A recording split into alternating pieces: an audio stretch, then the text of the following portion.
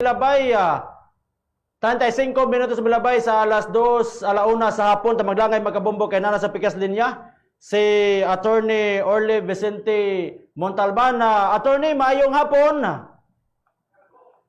Yes, Bomborolan maayong hapon no og sa nabinaw karon no og nagtan-aw no sa live stream sa Bombo Radio Butuan ang programa Duralex Sidlex. Maayong hapon kanato tanan. Attorney Orly Vicente Montalban, gikutay gyud namo imong linya alang pod sa aron mahatagan og katin-awan ang atong mga suking tigpaminaw mga naglantaw sa Facebook Live.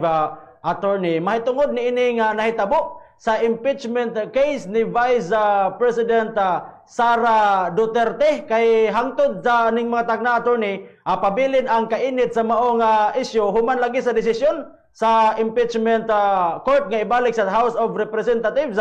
Sa imong lantaw, Attorney, kay dagan man gyud nangutana kung unsay gibasihan, unsay gyud role di ay sa impeachment court, Attorney.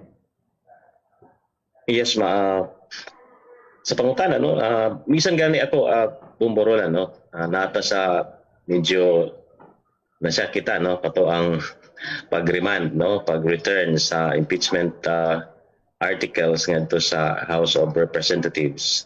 Kini tungod kay naamong gud sa atong constitution no, liha sa Article 11 Section 3 no, nga ang Section 3 and 4 no, nga Section 3 paragraph 4 and 5 no, nga ang impeachment gina-initiate kini sa House of Representatives nga sa ato pa kining ato ang ubos sa balay Bacolorana no. Unya ang Senate dayon na Bomborolan mao dayon ang mo try o mo decide sa maong impeachment case sa Bomborolan. So ang atong nahitabuan to, nakita nato nga dunay pag remand no ngadto sa House of Representatives sa articles of impeachment no. Usa kini ka unprecedented no nga panghitabo Bomborolan tungod kay wala man kini malatid no sa ato ang constitution nga siguro ang framer sa atong constitution wala pod maka-anticipate niining maong panghitabo diin ang impeachment court no mo remand ngadto sa lower house sa impeachment articles no kay mo lagi na sa atong gitan-aw sa constitution klaro man diha no nga ang mag-initiate sa impeachment ang House of Representatives unya ang mo try dayon og mag-decide niini ang ato ang impeachment court nga gilangkuban na sa ato ang mga senador. So medyo nakurat kita pero nahitabo naman ang pangutana karon is naagid pud by pagbawal sa constitution sa maong gibuhat sa Senado Bomborolan. Ang tubag nga na mao nga wala man pud good na nagdili no ang ato ang batakang balaod nga ang impeachment court mo remand or mo return ni ana no. Although shocking pero mao lagi na wala po'y probeso sa atong constitution nga nagdili sa impeachment court sa paghimo sa step nga ilang gihimo nga mao ang pag-remand niini ngadto sa kanabang ubos sa balay Balaoranan. So atong gitan-aw nga kini nga kuan kanabang paghimo mao nga offshoot kini or nahimo kini nga kuan ang kanabang nahimo nga move after sa motion to dismiss no nga gihimo sa ato ang senador no nga si Senator Bato de la Rosa. So dili po nato mabasol no si Senador Bato no tungod kay do naman po siya gibasihan sa iyang desisyon sa pag move Bomborolan nga i-dismiss kini.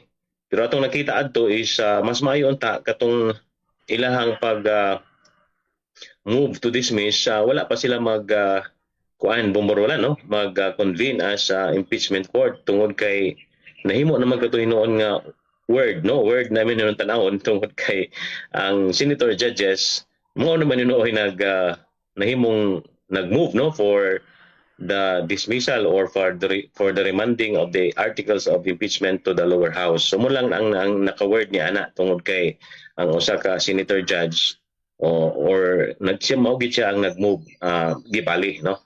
Pero mo lagi na dili po nato masayop si Senator Bato tungod kay sa wala pa ma-convene ang impeachment court iya naman kini nga gi-move no unya dili man niya gusto nga i-convene gani pero napugos man gyud siya nga mo agree na lang, no, nga ang iyang motion i-tackle sa pag-convene na unya sa impeachment court. So dili na ito mabasol si Senator Bato because ang legal precedent gyud diana Bomborolan is that bisan pa og dili ma-convene ang impeachment court, they have the power, no, as senators diha sa plenary nga i-dismiss ang impeachment case gikan sa lower house kung sa ilang tan-aw kulang kini, no, kulang kini sa sustansya o forma, no, substance and form. So muna diha ang atong president nga nakita diha sa impeachment case nga batok kang ombudsman kaniadto Merceditas Gutierrez sa Bomborolan, no. So ingon ni ana,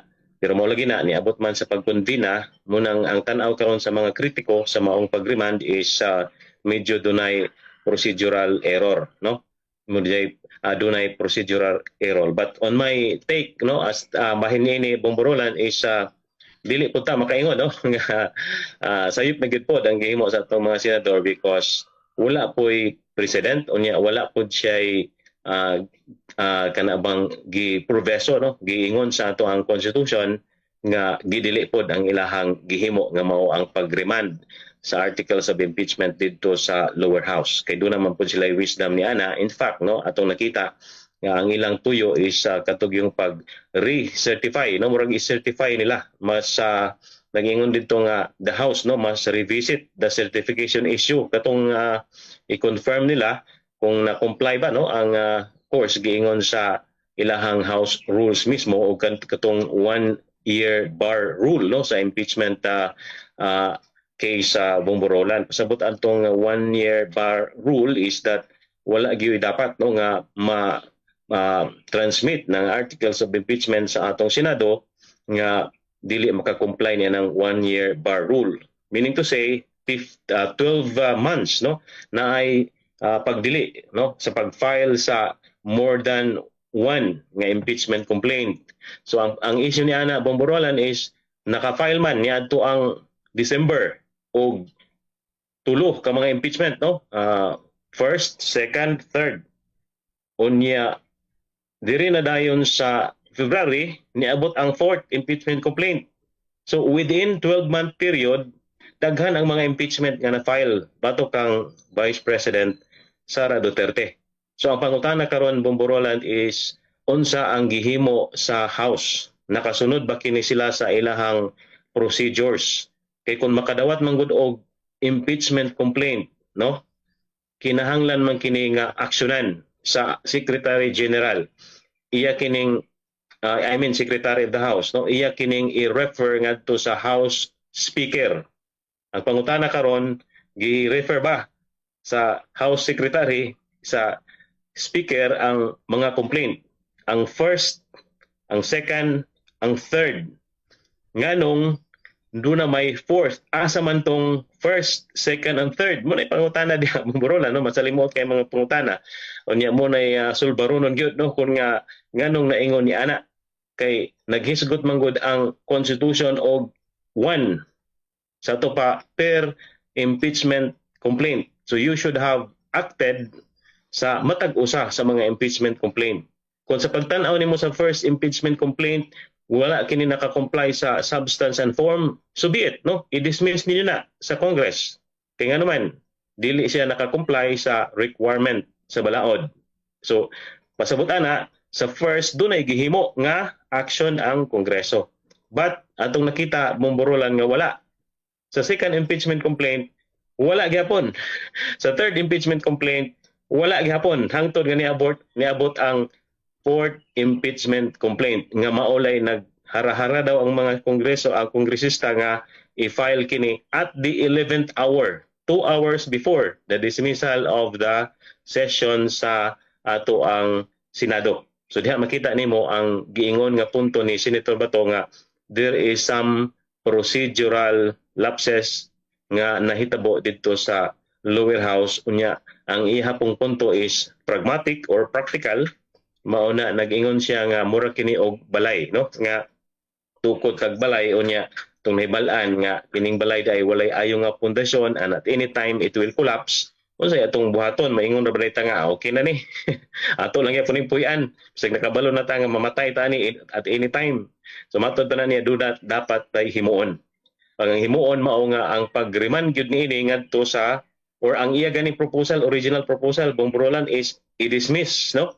I-dismiss ang impeachment complaint. But of course tungod lang sa paghangyo po sa mga kauban, labi na ni of course Senator Cayetano ubos pod sa kanabang allusion nga gihimo ni Senator Go muna nga nakaabot gid sila nga 18 ang niuyon gyud no nga i-remand kini ngadto sa House of Representatives tungod kay mao lagi na wala maka-comply sa 1-year bar rule, no? So dito makita nato diri nga unsa magyud kahaang kuan ani ang purpose ani nganong gi dali-dali. So muna nga naanata karon diha sa certification ang ilang gipangayo. Unya ikaduha dayon is ma-certify na gani na pwede pod nga dunay gitawag na I mean not pwede but kinahanglan pod nga ang next Congress 20th Congress mo certify pod sila nga mo agree sila sa impeachment case nga of course gipasaka batok kang Vice President Sara Duterte. Ngano man tungod kay mao lagi na sa atong tan-aw po niya ni uyon po kita nga dili na dapat no nga lahi man gud og personality ang usa ka kongreso ngadto sa lain nga kongreso. So naamang ta karon sa 19th Congress Bomboralan unya ang mosunod niya na is 20th Congressman, lahi na sila og personalidad, lahi na sila og composition. So ang mga legislative matters gani niya nang panahon na is magsugod na po sa pirmiro, no? Zero na po na mobalik no ang ilahang mga legislative matters. And in that case also appeal na daw na ang ato ang impeachment proceedings, impeachment case nga dili makatabok dito sa next Congress tungod kay sa ilang tan-aw sa uban o sa akong personal po nga lantaw no dili gyud pod no tungod kay lahi man gud ang atong constitution kaysa giingon nila nga doon na daw president sa Amerika o sa Britain Bomboralan. Basig doon na kay mga pangutana Bomboralan palihog. Murag dili na po maknaro. Okay sige. Attorney, kinahanglan la i-certify sa 19th Congress o 20th Congress kung ipadayon ba? Pasabot kung mo certify ang 20th Congress nga ipadayon ang impeachment kini ra gyapon nga porma sa impeachment case ang ilahang tukion? Yes, Bumbo Roland, no, mao gihapon na kung mo-certify sila pero mao lagi na akong giingon kagani na masilimuot man kini nga isgutanan. Dili pa gyapon na sure good no nga kwan. Although nakita dato nga ang immediate effect ni is dunay delay no, delay of the impeachment proceedings pero pag abot na pod sa 20th Congress Bumbo Roland, diha na pod ang masalimuot na pod nga isgutanan sa impeachment court diha sa Senado tungod kay lahi naman pod kini nga mga senador ang mo maglingkod isip impeachment judge no so murag masalimuot na po diha kay kasagaran po diha siguro moingon na po nga nganong ni dapat nga ato ning i-dismiss kay wala lahi naman ni nga kuan gikan man ni sa 19th Congress so murag nga na ang kuan nila ba so lalisunon pa na pag-abot sa 20th Congress Bomboralan even though doon na mga certifications unya nga ihatag sa House of Representatives but just the same ang ato lang kuan niya na is kuanon ta na siya masulbad no kay medyo nakahatag na siya og tapo bang kanabang kahasol no og of course worry og of course epekto no sa ato ang political climate og kanang political climate is makaapekto na no sa lain nga mga aspeto sa atong nasudnon nga pagpanginabuhi Bomboralan. Attorney, pahuman gi-remand ngadto sa House of Representatives ang House Prosecutors Panel nangita sila clarification. Obligado ba mutubag niini ang impeachment court nga ang nangay clarification ang prosecutor? Dili obligado no ang kanibang impeachment court nga maayo pud og clarification ang lower house no. Atong kuanon nga although nagsugod naman gud ang impeachment court no dili na kuan niya ana Bomboralan no dili na gitawag na to bang compelled no ang Senate Impeachment Court sa pag-clarify no. In fact, sila ang dapat mag-clarify no ang House of Representatives sa pinaagi sa ilang mga prosecutors sa Bomboralan. Mura na karon og tan-aw na to ba sa korte ba? Nya ikaw nga abogado ka sa korte nya nagrepresentar ka sa imong client imo niyang pa-clarify ang korte. Di ba kakasabaan na Bomboralan, no? So sa practical lang panlataw, kana siya is no, no? Kung magisgot og mga korte na, no? In fact, no, ang buhaton sa House of Representatives klaro man nga ilag yung i-certify, no? I-certify og doon na by agreement pod labi na sa 20th Congress. So that means nga we are buying time with this particular move sa Senate nga atong makita diha nga mura og dunay natabo nga delay, but of course, no, ang delay is in order, no, aron dunay clarity, no, sa ilahang direction as an impeachment court siguro muna ilang una-una, and as to the action of the House of Representatives nga ilang ilabang balik lugar, no, sa Senate ang maong communication nga i-clarify gud ang ilahang gusto, that is not even proper, no, kay nga naman korte man na, no, kung maghisgot karon og kanang mga senador acted as senators, not judges, pwede na siya, no, nga mag-clarify, inter-parliamentary courtesy man kana siya. But we are talking here about court already, no, dili na sila same level as the prosecutors, no, they are judges. So how would you comply the judge to to clarify whatever is kana bang uncertain on the part of the prosecution? So dili na siya proper sa atong tanaw, Bomboralan. Okay, mao man ay gipagawas gud sa mga prosecutor, mga nasa prosecution panel. Pero attorney direta sa isgutanan kay naay mga mipalag karon o naghatag silang panglantaw kini kuno mga biased nga mga senator judge sa impeachment ni Sara Duterte. Na mga nasugid nga mag-inhibit na lang mo kay wala man mo na mao sa inyong gipanumpaan atol sa inyong pag-convene isip pa mga judges sa impeachment.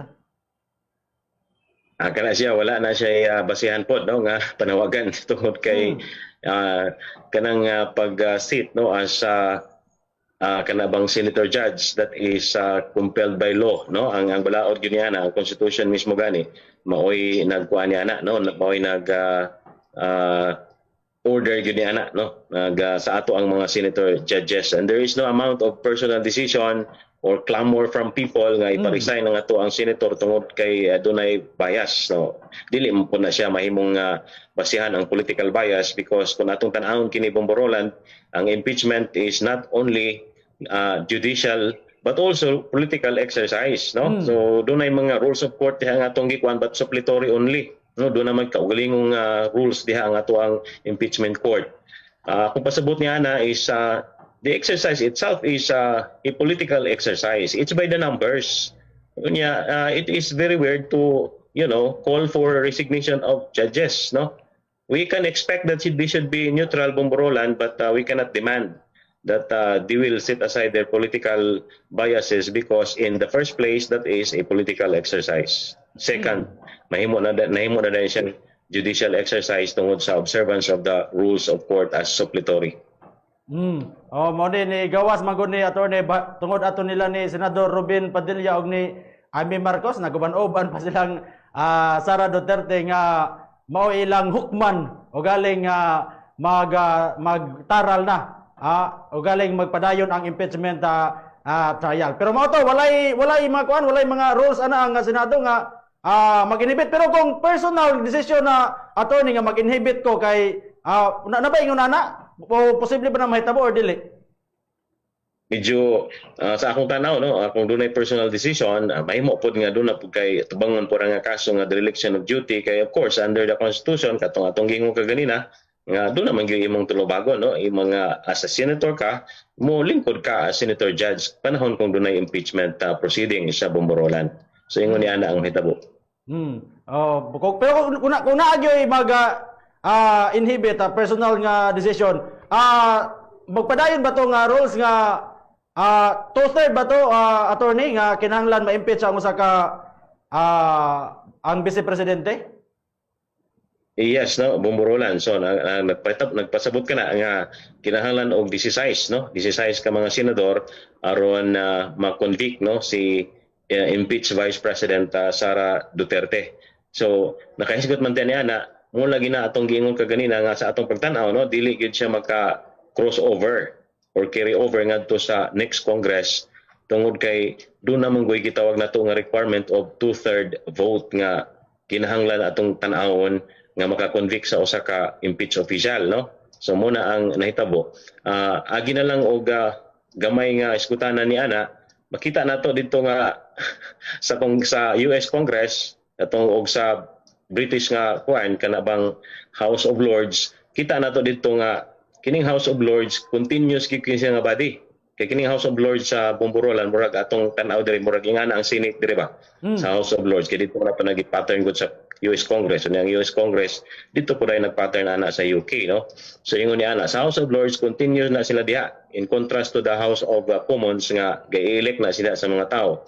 Unya kanang House of Lords mao pod ang gibasihan aning US sa ilang pag purma sa ilahang Senado, no? Unya ang ilang Senado Bomboralan is every 2 years dunay election nila for 33 congressmen out of 100 congressmen. Nga sa ato pa, doon ay mabilin pa nga 67.